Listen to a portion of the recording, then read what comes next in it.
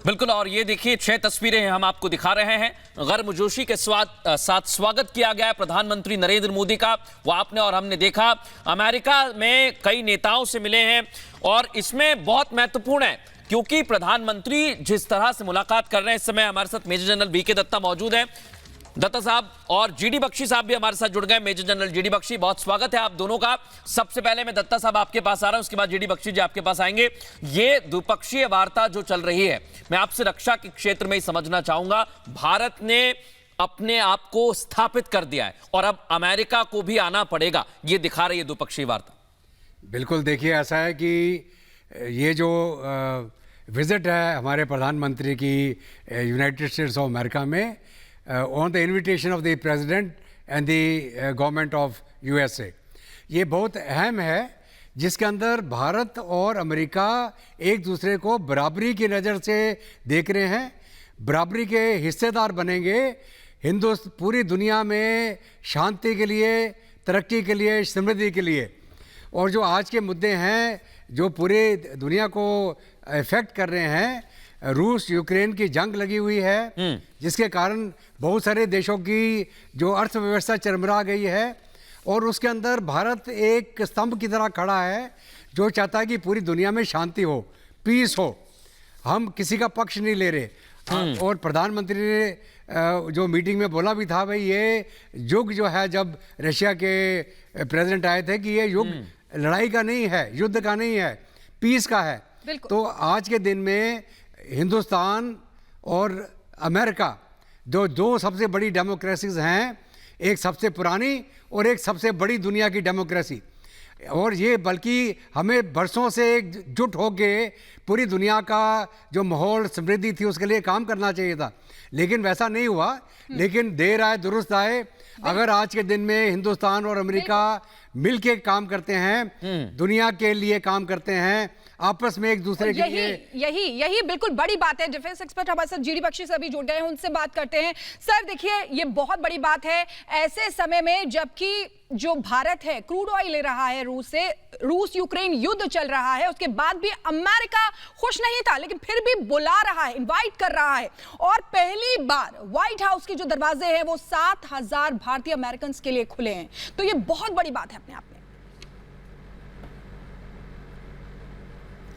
बेशक बहुत बड़ी बात है, और ये इसलिए है कि भारत की आबादी 1.4 अरब है और one of the youngest populations in the world. Bharat 5वीं बड़ी इकोनॉमी है, भारत की 2nd लार्जेस्ट आर्मी है, 4th लार्जेस्ट एयरफोर्स और 5th लार्जेस्ट नेवी है। भारत एक न्यूक्लियर पावर है, भारत एक स्पेस पावर है, भारत और देशों के सैटेलाइट्स लॉन्च कर रहा है। तो भारत की अहमियत को मद्देनजर रखते हुए ये जो है अमेरिका इतनी तवज्जो दे रहा है। देखिए, बाइडेन साहब के राज्यकाल में 3 स्टेट विजिट हुए हैं, एक फ्रांस के राष्ट्रपति, साउथ कोरिया के, और अब भारत।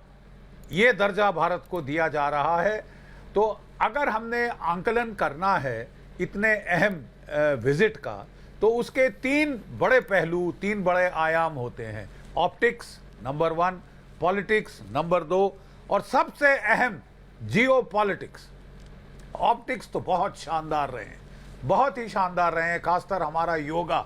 ये देखिए, अब $27 बिलियन से कोई $66 बिलियन की इंडस्ट्री वर्ल्ड वाइड योगा ही बन जाएगा हमारा।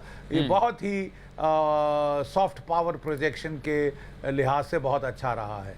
लेकिन असली डिलीवरेबल्स ये अब नेगोशिएट किए जा रहे हैं। तकरीबन ये बातचीत हो चुकी है, आखिरी दर्जे पर हम आ रहे हैं। तो मैं जियोपॉलिटिक्स की बात करूंगा, उसके बाद पॉलिटिक्स की, अगर आप मुझे थोड़ा समय दें, बहुत अहम है। जियोपॉलिटिक्स में सबसे पहले है डिफेंस। आप जानते हैं कि रूस अब अपनी जंग में इतना जुटा हुआ है कि उसके पास स्पेयर हथियार नहीं है भारत को देने के लिए। जो 2 हमारी बैटरीज जो आनी थी S-400 की, वो अभी तक नहीं मिली हैं। 3 मिल गई, लेकिन 2 नहीं दे पा रहा रूस, क्योंकि उसको खुद चाहिए। वो खुद बड़े खतरे में है और युद्ध में जूझ रहा है, तो वो इतना स्पेयर पार्ट्स और हमको डिफेंस इक्विपमेंट नहीं दे पाएगा। जाहिर है हमें और जगह भी झांकना पड़ेगा। सबसे अच्छा एग्रीमेंट जो हो रहा है वो है जनरल इलेक्ट्रिक और HAL के बीच जो हमारा एग्रीमेंट हो रहा है F414 जेट इंजन्स प्रोड्यूस करने के लिए भारत वर्ष में ट्रांसफर ऑफ टेक्नोलॉजी 80% से 100% ट्रांसफर ऑफ टेक्नोलॉजी की बात की जा रही है। अभी हमको इसके बारे में क्लैरिटी आ जाएगी।